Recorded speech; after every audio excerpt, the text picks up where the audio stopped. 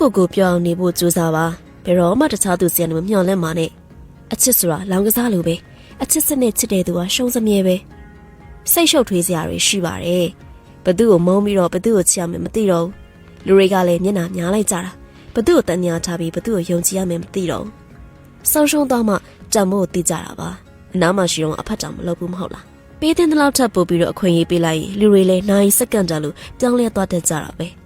အမုန်းလည်းမပွားခဲ့လို့အချစ်ကိုလည်းမထိန်နိုင်ခဲ့ဘူးငါဘွားကနှမျောလိုက်တာနင်းနောက်ရေစုံမျောလိုက်ခဲ့မိခဲ့လို့လေ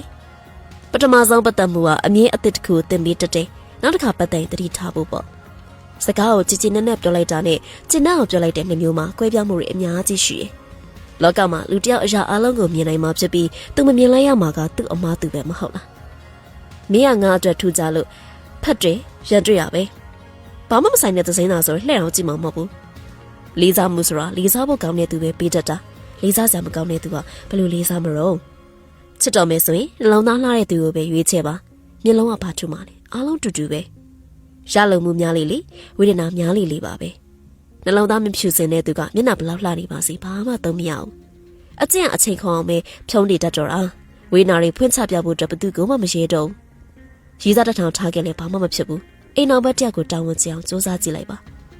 တရားကခန္ဓာရည်ထက်ကြော်လွန်သွားပြီဆိုရင်သူငိုတော့မှာမဟုတ်ဘူးတိတ်ဆိတ်သွားတော့မှာပဲဖြစ်တယ်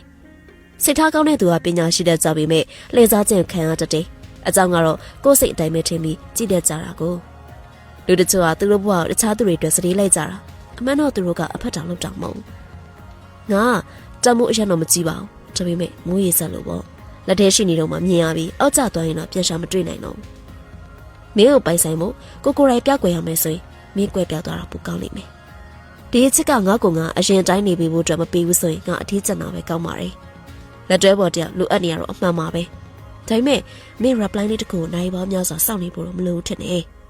ယုံကြည်မှုဆိုတာပယုံလုံးလိုပဲတစ်ချိန်မှလိုက်တိုင်းတင်းသေးသွားတယ်။သူကတဲ့ကိုနားမလဲဘူးဆိုရင်သူနဲ့ရက်တီမဲစာတင်းတယောက်ထဲသာရက်တီလိုက်ပါ။လောကမှာအခွင့်အရေးပေးတဲ့သူနဲ့လှည့်စားတတ်တဲ့သူကလမ်းကြောင်းတစ်ဖက်စီကိုညွှန်ပြပေးတတ်ကြတယ်လေ။